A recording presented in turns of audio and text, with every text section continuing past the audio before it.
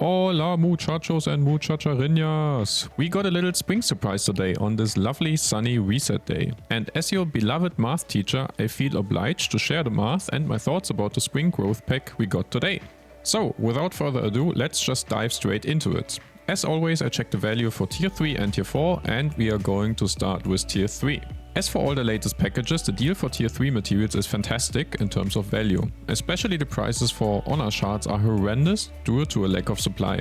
Same goes for the leap stones and fusion stones due to the high amount we get compared to the tier 4 materials. So if we only look at the honing material value for tier 3 materials, you almost have a gold value of 1.8 million gold. Before I go into the other items in the pack, let's look at the same for tier 4. It is probably the best pack I've seen in a while in terms of the amount of materials you get. Of course, older packs have been cheaper, so the comparison is not completely fair. However, if we look at sheer numbers, you get about 450k in material value. The tier 4 growth pack offers you 165k in value and you would need to buy 2.7 times to get the same mat value, which ultimately is cheaper. But in the current pack we got more juice. So let's talk about the elephant in the room. We just quickly tackle the cards and the cube ticket first.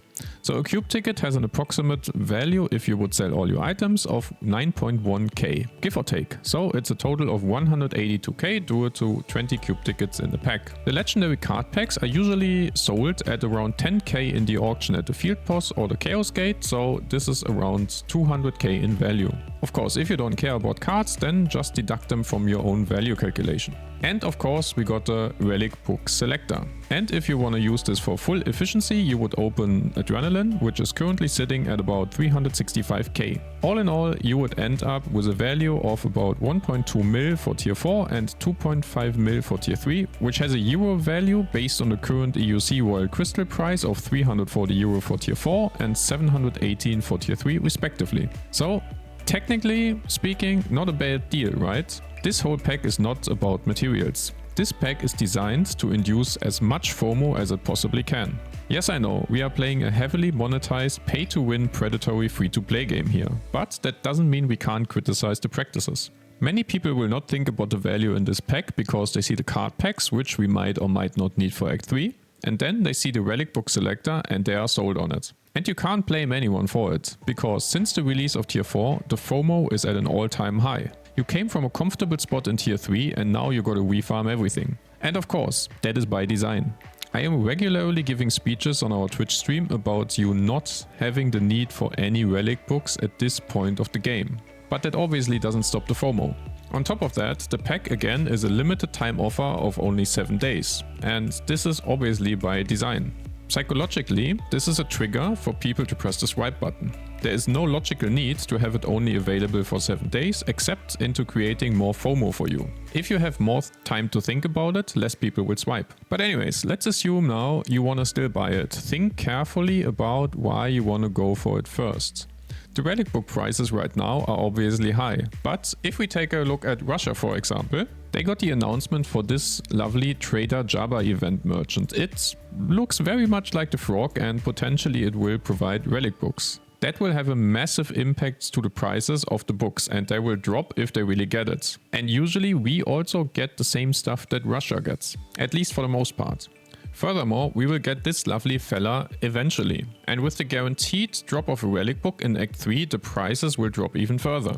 Now, if you're missing one book right now, to get your set ready, it might make sense for you. But if you are like I have been over the past couple of months of just hoarding the Relic selectors in your storage, because you don't have to go to invest into another Adrenaline book, you might want to reconsider. What value are you getting out of it if you're not using it? And given that the prices are dropping inevitably, maybe it makes sense to take a pass. Next up are the honing mats. If you decide to buy it also for the honing mats for tier 4, I'd say for most people it's probably not worth it. If you did not push a character with the Hyper Express, there is a good chance you don't need Destiny shards. So the only value you're getting out of it are fusion stones and leap stones, and they probably don't even get you halfway through advanced honing 1 to 10. So personally, I wouldn't swipe it for tier 4 mats.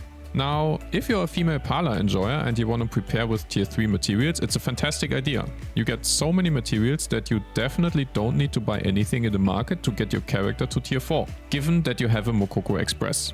And potentially you can even do some advanced honing on top in tier 3. That way the pack becomes much more reasonable to buy. So what about the card packs? We all know already that for Act 3, the Earth set is the best in slots. So you could say, I just swipe also to get these cards. But if you think about Belshazzar, for example, how many lobbies really made use of the Swift Thunderbolt's Breath card set? Wife and I FOMO'd hard for the cards last December, and we almost never can play the card set right now. So if you decide to swipe for the cards and you're going to the party finder, it might be a waste of your money. So that's it, I guess. As said, I can't say I'm really hyped about the pack, but it's obviously because I'm thinking quite a lot about the intent of AGS here, and it doesn't sit so well with me. Wifey might get it for the female parlor prep, but as I'm not planning to make a new char, I might take a pass on this one. Let me know what you guys think in the comments below and if you're getting it and for which purpose. And of course, if you like this video, give it a thumbs up and hit that subscribe button. That's all for today. I hope you're having a great day and let's meet up in Acacia. Bye bye!